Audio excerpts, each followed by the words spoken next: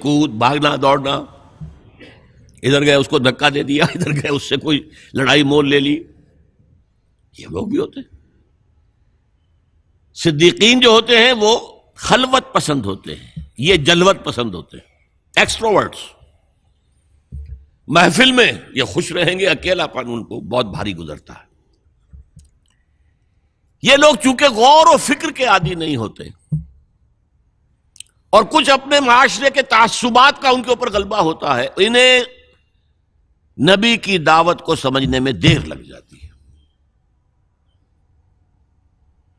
اب اس کی سب سے بڑی مثال دے رہا ہوں، حضرت حمزہ انتہائی محبت کرتے ہیں حضور سے، چچا بھتیجے کا رشتہ بھی ہے، خالہ زاد بھائی بھی ہیں، دودھ شریک بھائی بھی ہیں، ساتھ کے کھیلے ہم جولی بھی ہیں، کہ 6 سال بیت گئے ہیں، سوچا ہی نہیں بھتیجا کیا کہہ رہا ہے، سوچا ہی نہیں۔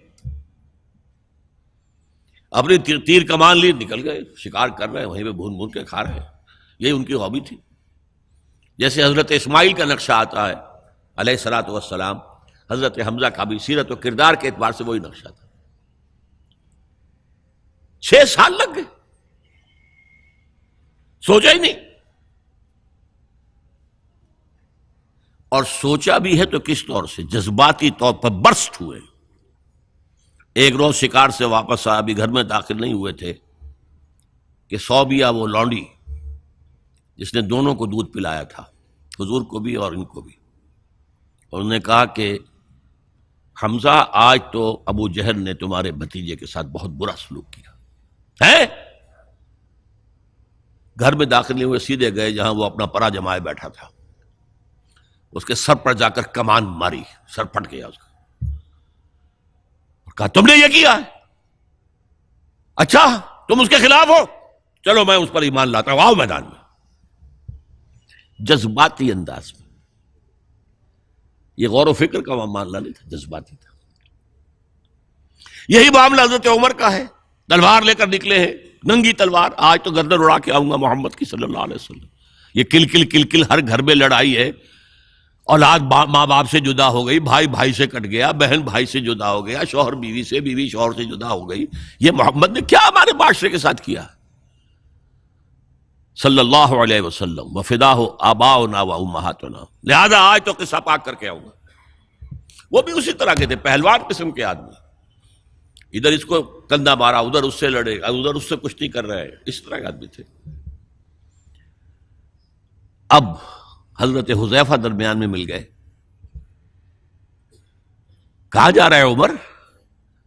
کہ آج محمد کا بس میں قصہ پاک کرنے جا رہا ہوں صلی اللہ علیہ وسلم۔ وہ ایمان لا چکے تھے، انہیں پتہ نہیں تھا۔ ان کا تم محمد کو جا رہے ہو قتل کرنے، اپنی بہن اور بہنوئی کو تو جا کے دیکھو، وہ ایمان لا چکے، فاطمہ بنت خطاب اور سعید ابن زید۔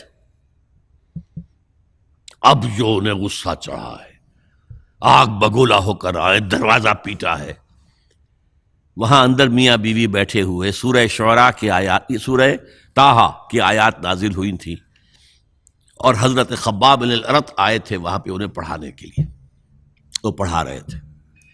معلوم ابو عمر آ گیا، انہیں تو کہیں چھپایا، دروازہ کھولا، کیا پڑھ رہے تھے تم؟ یہ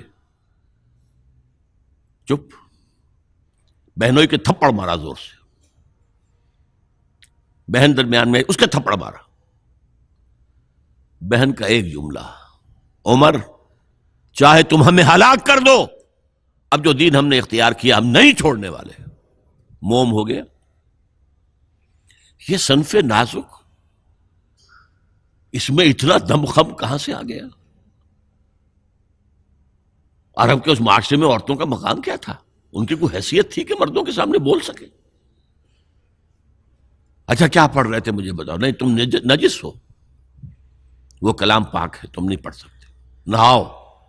غسل کرایا، پھر سورہ طٰہٰ کی آیات پڑھی، ایمان لے آئے۔ جو تلوار ننگی کر کے جا رہے تھے، اس کو جیسے غلاموں کا رواج تھا کہ وہ تلوار کو اپنی گردن کے اندر لٹکاتے تھے، وہ لٹکا کر لے کر گئے۔ یہ شہداء ہے۔ هي الحلقات تحفظني بآيات من القرآن، هي الحلقات تملأني بحب المصطفى العدنان، هي الحلقات تحفظني.